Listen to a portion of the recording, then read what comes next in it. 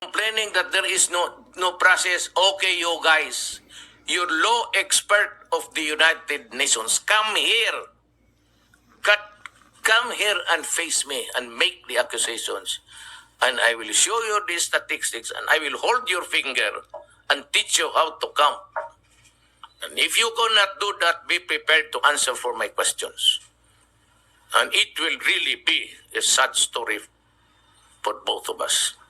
You do not publish there with the NGOs about killing. You are publishing the side of the criminal. How about now publishing the side of government protecting people or preventing the killing of people, innocent victims?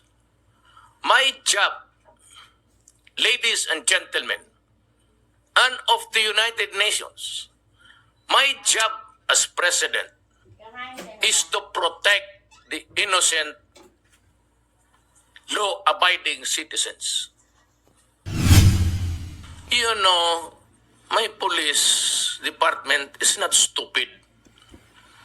When the police go out or goes out to hunt, to apprehend those selling shabu every night, invariably they are already paranoid because a constant use of shabu for 6 months, almost every day, would shrink the brain of a person. And I've told you, and many of you media men were there, almost on time to observe that they really are paranoid, sick with paranoia, and they are always armed.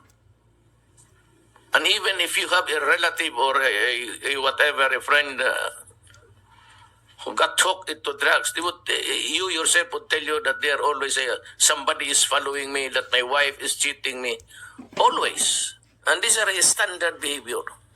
And they would, I was the favorite peeping boy as the number one violator of human rights because of the so many criminals killed. And that matter was investigated by the UN.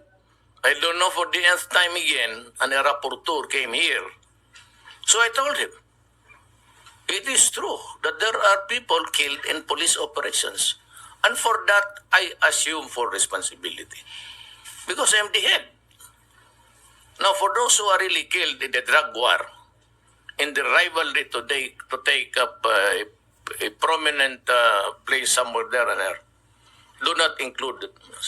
Especially about people being thrown inside a sack or a guy being wrapped with plastics. Why would we do that? What's the point of wasting our efforts? When a criminal is a criminal, and if he happens really to fight with the law, pag sabihin nila, then why is it that they always lose the gunfight?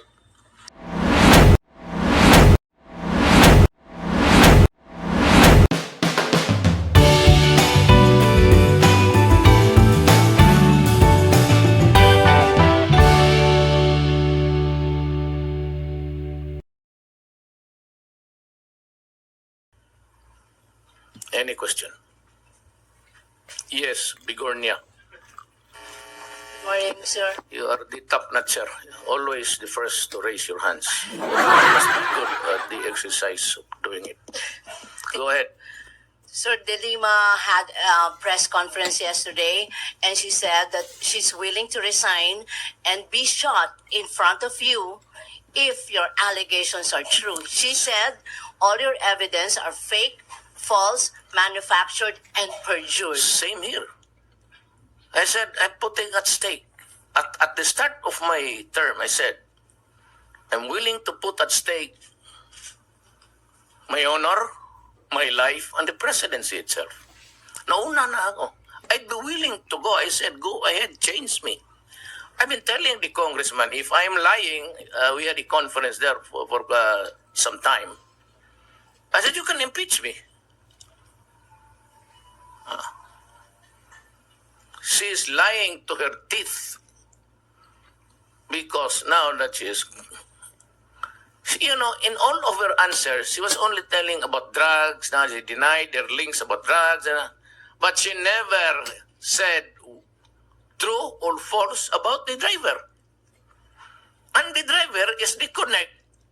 Lahat naman sa loob, sinasabi ang driver. Driver said, I have the permission of the top honcho. So that is why. Now tell me, Dilima, when I testified in the Senate 2 years ago about the rice smuggling of the city and at the behest of the BIR Commissioner Kim Inares, and I said, Rudy, any call, please help us in finding out who's behind this rice smuggling. I did. I never went. I do not go to inside. And they are being operated independently of the local governments. But I did my work, and it was not until all of the agencies never knew Bangayan, from the Philippine Ports Authority to the Philippine Maritime Police to the Coast Guard. Nobody knew the idiot until I went inside the intelligence community and asked for a picture. And I said, do not act with me. Give me the picture of this Bangayan.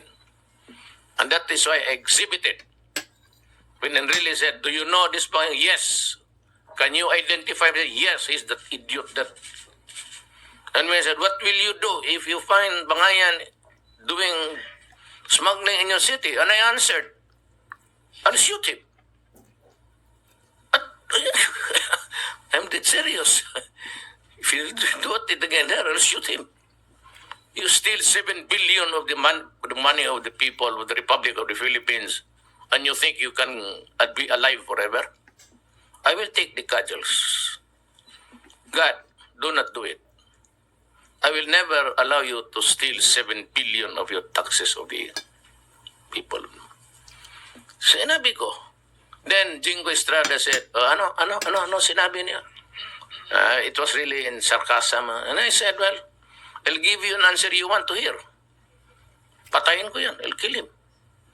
And so when we went outside the Senate halls at the determination of the hearing, Dilima, whenever she's faces with the microphone and TV cameras, she changes the aura. Nag-iiba yung anyo. She becomes combative, and he said Duterte should be punished for Duterte should be sued for making a threat against the life of a resource person there. Forgetting, even as he's a lawyer, forgetting that nobody can question my behavior inside a Senate during a hearing. For it is only the Senate who can question me of what I do, of what I did, of what I'll be doing, because that is an affront of the Senate itself as a collegial body, not an outsider, even if you are the Secretary of Justice. Dilima, I thought, was bright because she's a Secretary of Justice. But I realized that, I said, her aura changes from a Jekyll and Hyde thing. Forgetting the fundamentals of law. And out of respect, because you are now suggesting to the Senate to punish me. That is one implication. Second is implication, she cannot do it because she's not a member of the Senate. So she cannot sue me. And that shows that how bright the dilemma is. Okay. And again, I left an answer. That's I made that gamble when I was, and I said to the congressman, impeach me if I'm wrong, impeach me if I'm lying. But Dilemma has to face this answer. She can remain the senator of the Republic of the Philippines, but she has to explain why she's not answering now. Her connect, a relationship with the driver because that driver was the one who worked it out inside the penitentiary to allow these prisoners to have all of these privileges, cooking shabu, opening the gates for female guests to come in.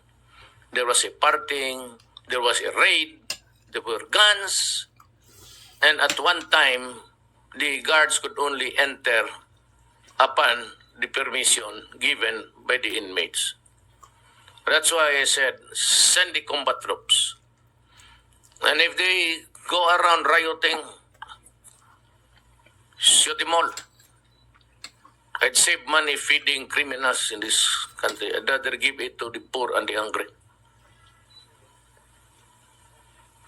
Yes, ma'am. Follow-up. Follow-up question po. Sir, follow up. Mayor, in the same press conference you said she got a call from the driver about a month ago and he was afraid and he supposedly expressed fear that that something would happen to him and that he would be used as a witness against her.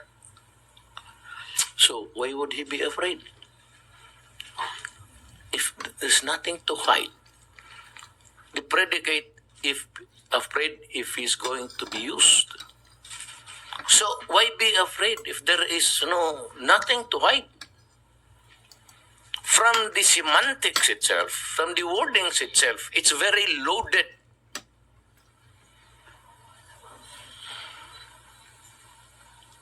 Very loaded. You can really catch the... Why would she say that? That she is afraid that he would be used as a witness against her. Why give importance even to the statement if you have nothing there? You see that be mentioning it at all. I would just say, I've never authorized you. I never gave you any authority over that. But what would you say about being afraid of being used as a witness?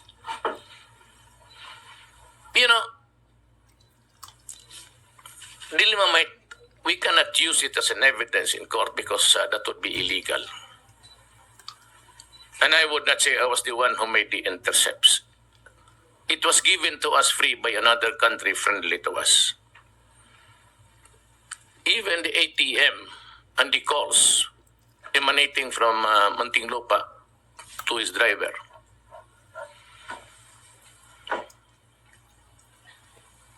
And I told Dilemma, I was listening to you. And if she would face me, kaming dalawa lang, the two of us, and I would tell her, explain to me your immorality and explain to me your connection with the drug people. And why is it that during the birthday of one high-profile inmate, you went ahead inside with your driver and celebrating with the rest of the inmates a party inside the prison?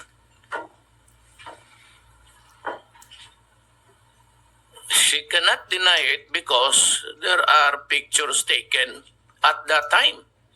But she never, for a moment, even to just deny it. So what's it? You confirm one if it is true, and you confirm another if it is true and make it false. I have no quarrel with you. It was you who started this Rocos many years ago.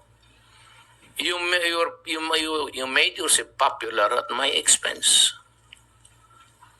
So now that you are at the receiving end of all of this, you should not be heard complaining because there are serious matters already arrayed against you. Wait until we revisit the Napoles case, Secretary or Senator Dilemma. And I assure you, you will be horrified.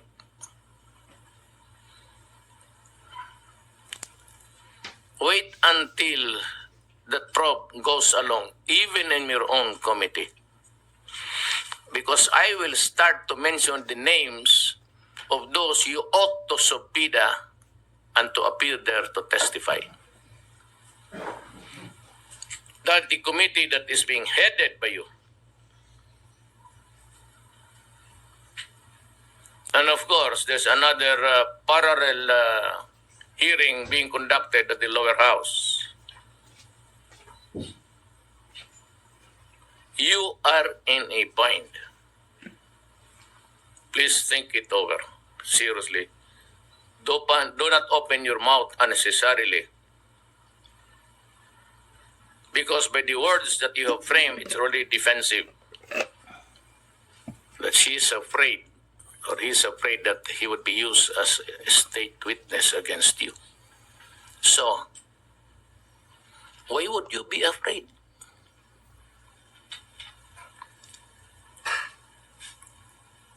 There's a psychological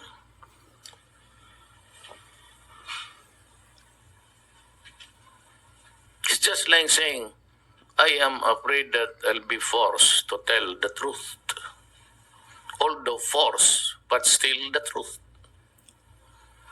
That's a problem. Because if I'm called, I'll be forced. Of course, it's forced. The subpoena is a force. You do not obey it, you're cited in contempt. And the other word is, I'll be forced to tell the truth. What gives? Okay. Any question? Edith Regalado from the Philippine Star. Good morning po, sir. Why don't you take a seat and What, sir? Hindi, mainit pa siya. Go out a lot. It's my man, I am comfortable answering you sitting down. Ayan. You don't have to stand up.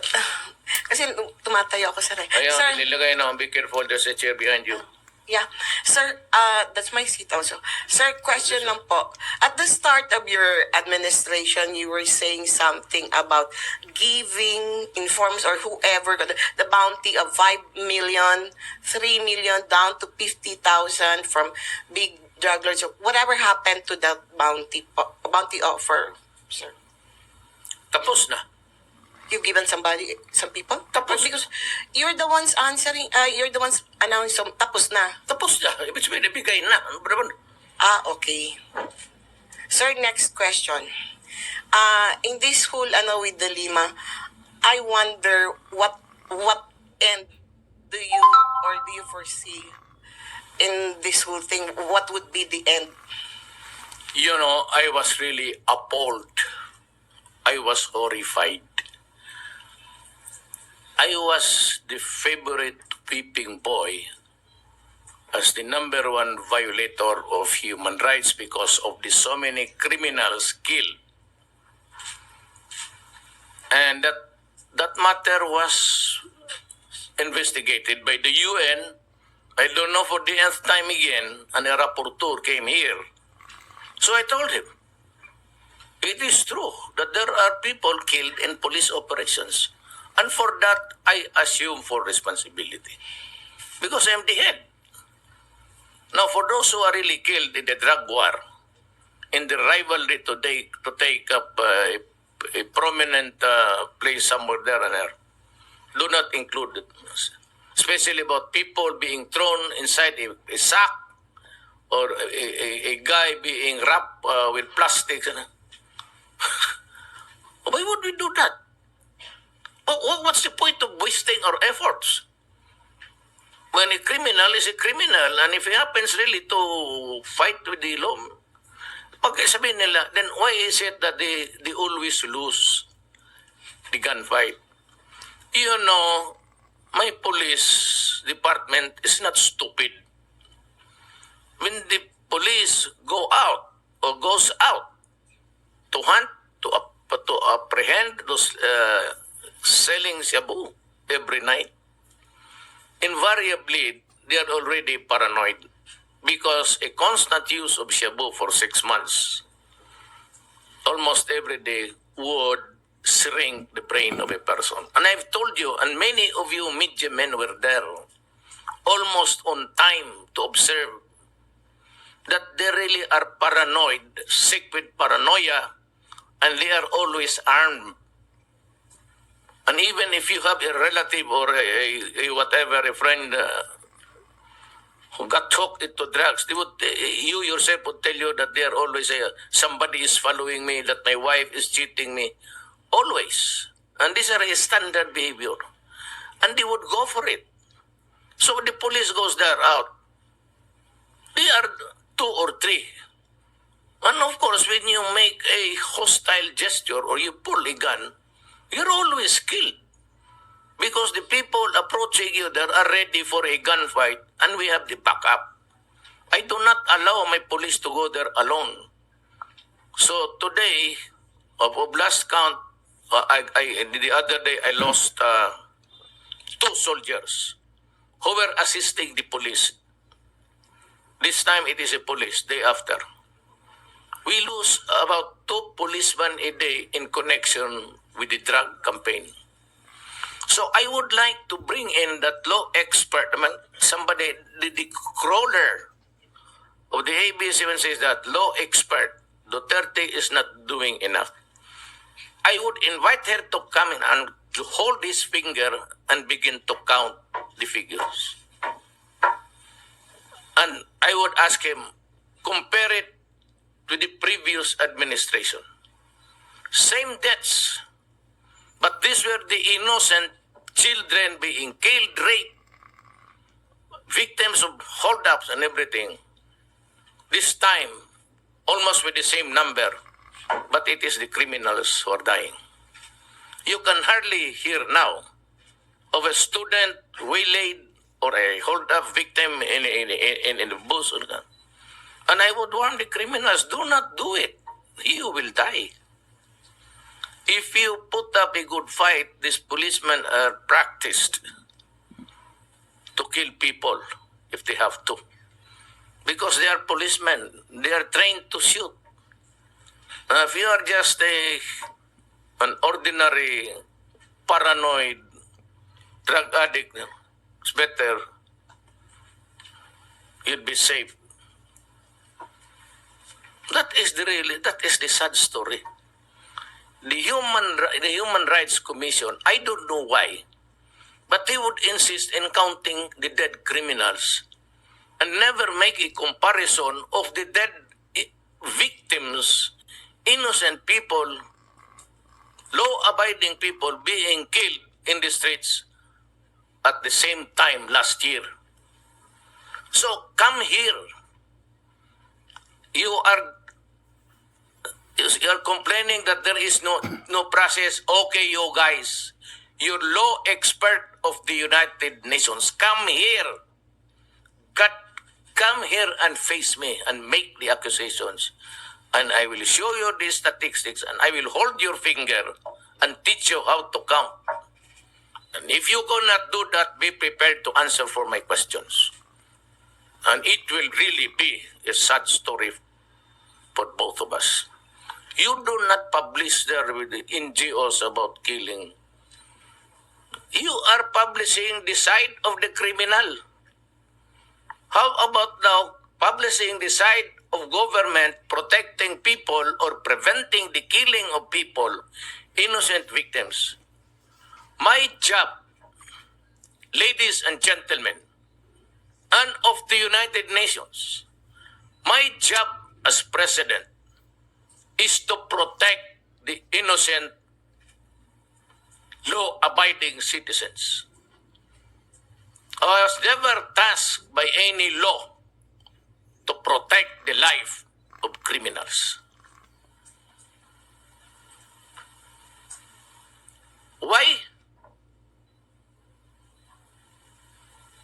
15 million plus or 16 million plus voted for me. I was given the biggest margin between me and my next opponent. I got 6 million margin. So why am I talking this way? It's the 15 million people talking to you. For after all during the campaign, all I said was, I have a very limited issue, program of government. Even during the debates, 3 debates all across the country, I said I'll take care of graft and corruption, criminality and drugs. They gave me 15 million. At what margin? 6 million. So that I said, I will put at stake. It's so humbling that I said, I will serve you. People of the Philippines, I'll put at stake. I said, my honor, my life, and the presidency. Sleep on that thought, and you'd maybe understand me better. I was never born to protect evil. I was born in this universe to suppress evil. I was not raised by my parents. I did not go to Roman Catholic schools and Ateneo in San Beda and taught how to protect the evildoers. I grew up and taught by my parents to be on the side of fairness, to protect the good, and to take care of your country. I am now 71 years old. I am on my way to my sunset days. If I go to hell, I will bring all of these criminals with me. Just like what, may I repeat, it is a very, when I was a student of law, I copied this and wrote it just in first cover, then there's a clean page there. Then you have the title of the book and the author. And I copied it with the revised penal code. I copied it with my handwriting. I lost the book because there was a flood. I used to live but that was the only house that I can afford. I live beside the river, and all of you, you know it because you were there to cover that event. And I admire very much this man. Maybe next to my father, he's really my idol. And he said, if I were to try to read, much less answer all attacks made on me, this sharp presidency might as well be closed for any other business. I do the very best that I know how, the very best I can, and I mean to keep doing so until the end. If the end brings me out all right, what is said against me won't amount to anything. But if the end brings me out wrong, 10 angels of God swearing I was right would make no difference. I'd still be wrong. With that message, I'd say thank you for listening, and I go home. Okay. Marami pa ba? Last two, Ayan guys, so natunghayan nyo na ang press conference ng ating dating Pangulong Rodrigo Duterte noong 2016. So ayun, napakinggan nyo na siya kung ano yung mga kanyang explanasyon at sagot doon sa mga tanong ng ating mga reporters. So maraming salamat po. See you guys on my next vlog.